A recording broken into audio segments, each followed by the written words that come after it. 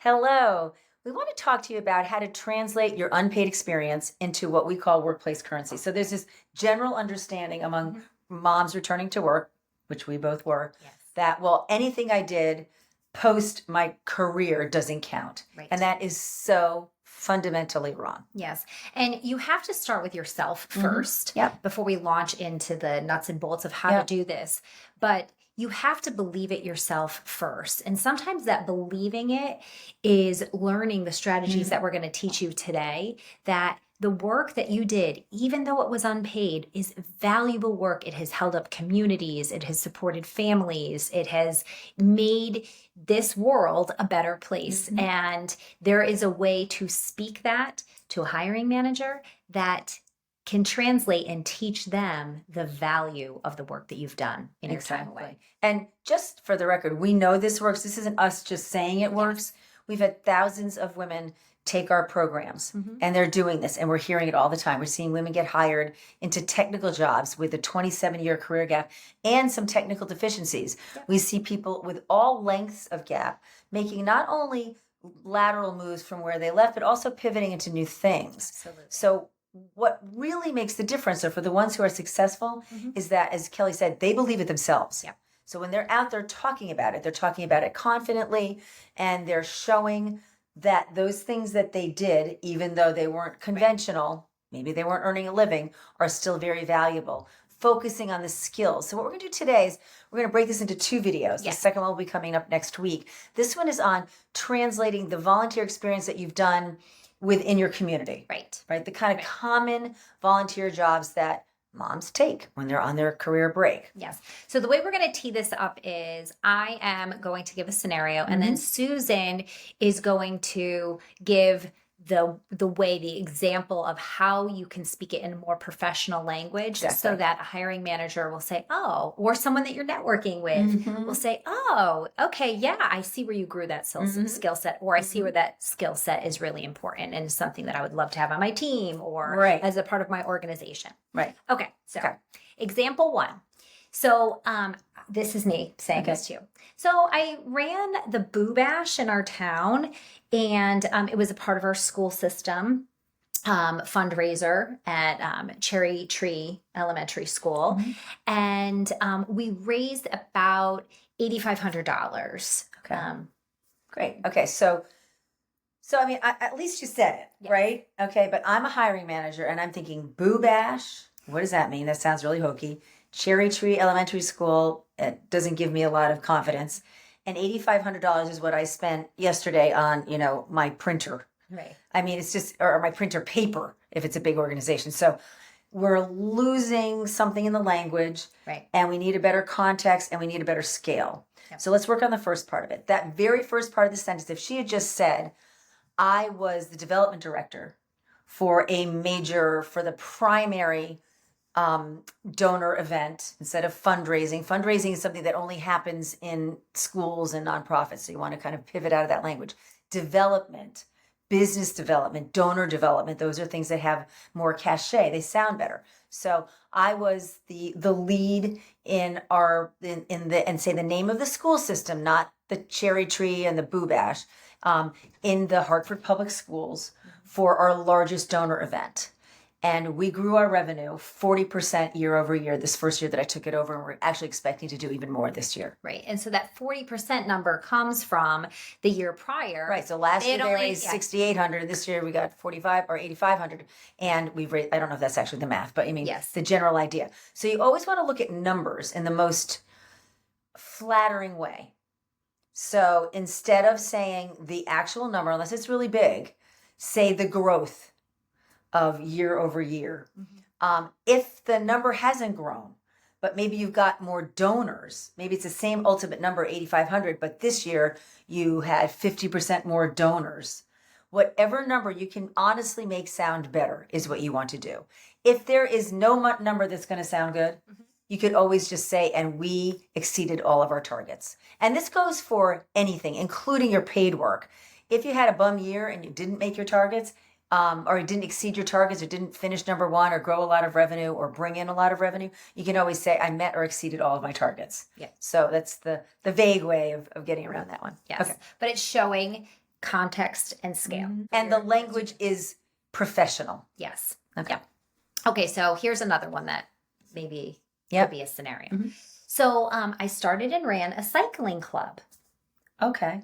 All right. So initiative, yes. Starting something, yes. But what she didn't do is give me any idea of what she did. Now, these are real examples that we hear in our courses. So we did have a woman come through and she had started a mom's cycling club, which is great. But I don't know it's great from hearing that. What am I picturing? I'm picturing a bunch of moms hanging out when the bus gets off and going riding on the trail with no helmet on an e-bike, right? That's what I'm thinking. But that's not what this was. So she can go back and provide some more detail. Well, I recognized an opportunity to take full advantage of our municipal trail system, which is exceptional.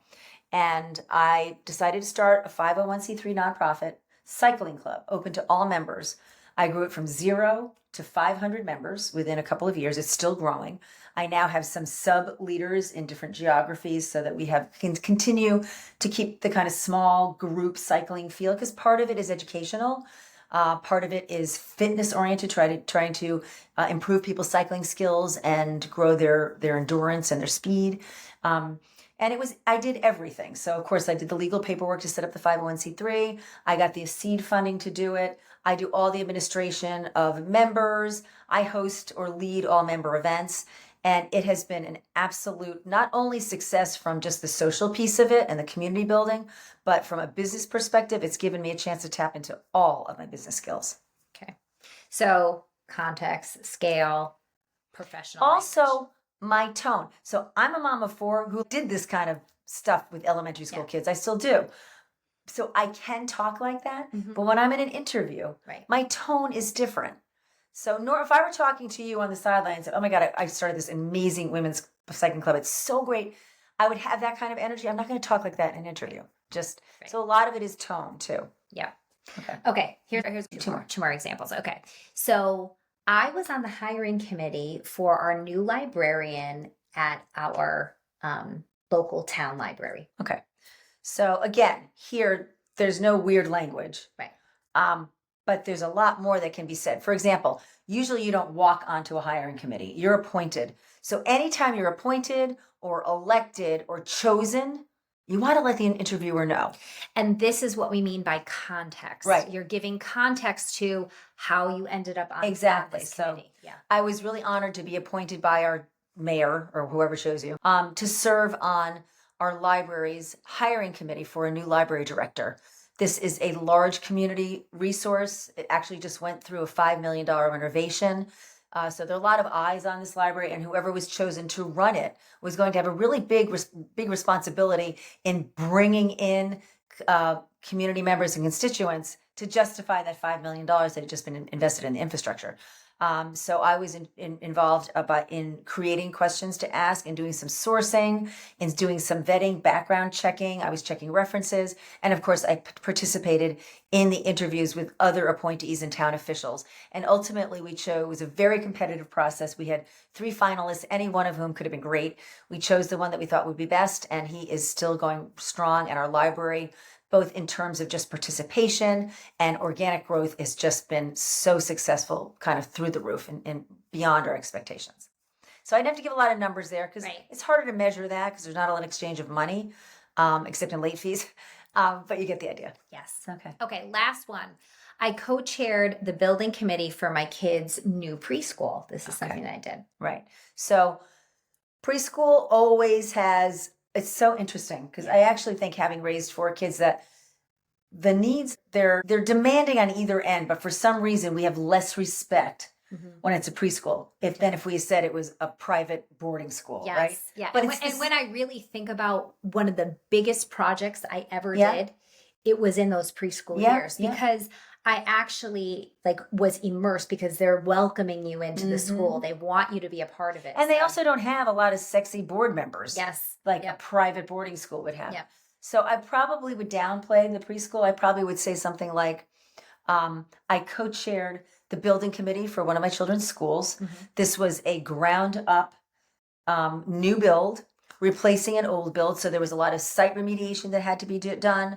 There were a lot of schematics that had to be reviewed. I interviewed architects as part of a team, made the selection. It was very involved. It was a fascinating experience because having worked on residential projects as a homeowner, I didn't realize the amount of energy and the different types of considerations that have to be made for an institutional building. So I was able to bring my project management skills to bear here, certainly my leadership.